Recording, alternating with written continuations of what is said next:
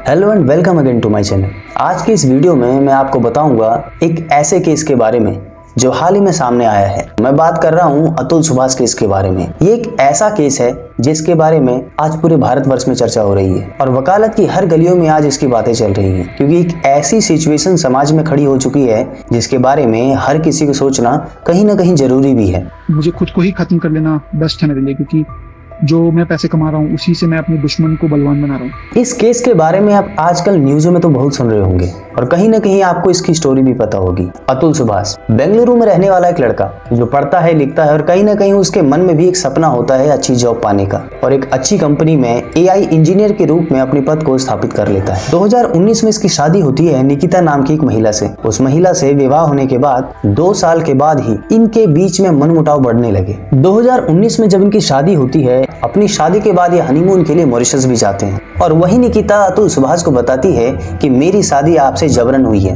या मेरे घर वालों ने इस शादी के लिए मुझ पर जोर जबरदस्ती की है। इस केस की पड़ताल में आगे जाते हुए यह पता चलता है कि कहीं ना कहीं निकिता की मां भी उसको ससुराल वालों के खिलाफ भड़काती थी, जिसके बाद इनके बीच में मनमुटाव बहुत ज्यादा होने लगे और शादी के 2 साल बाद जब इस प्रकार की खटास इनके रिश्ते में आने लगी तो धीरे धीरे निकिता को भी लगने लगा कि अब हमारे बीच में कुछ नहीं हो सकता। निकिता सिंधिया ने इन पर उत्पीड़न, दहेज या अननेचुरल सेक्स लाइफ से रिलेटेड मिला जुलाकर 9 केसेस दर्ज कर दिए, जिसके बाद इनकी दैनिक दिनचर्या पूरी की पूरी कोर्ट के सिस्टम में ही फंस के रह गई। और जब अतुल सुभाष ने देखा कि अब इनकी दैनिक दिनचर्या इन कोर्ट के सिस्टम, कोर्ट कचहरी में आने जाने और इन सब में ही खर्च हो जा रहा है, तो उनको लगा कहीं ना कहीं उनको भी एक कदम उठाना चाहिए।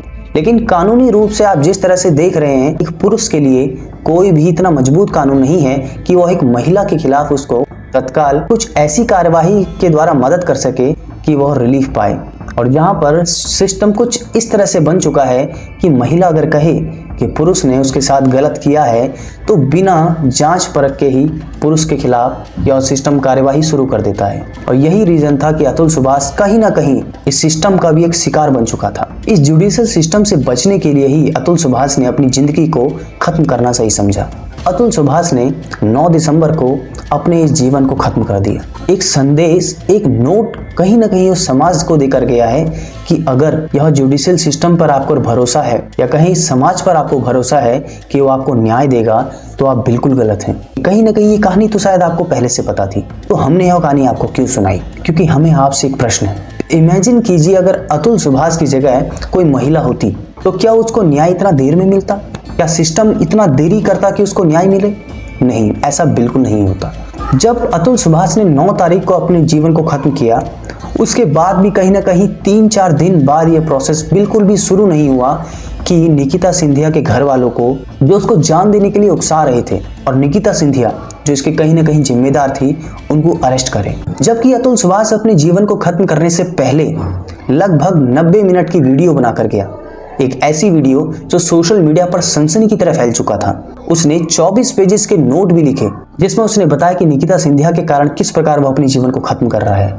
और केवल निकिता सिंधिया नहीं, निकिता सिंधिया के घर वालों के बारे में उसने बताया कि किस प्रकार से उनके प्रेशर के कारण, उनके दबाव के कारण वो अपने जीवन को खत्म कर रहा है। हमारे कहने का सीधा मतलब इतना सा है कि अगर अतुल सुभाष की जगह आखिर कोई लड़की होती तो उसके लिए 24 घंटे के अंदर ही कैंडल मार्च कर दिए गए होते, सरकारी संगठनों के बाहर या उनके बिल्डिंगों के बाहर धरना हो चुके होते, सड़कों पर रैलियां निकल चुकी होती।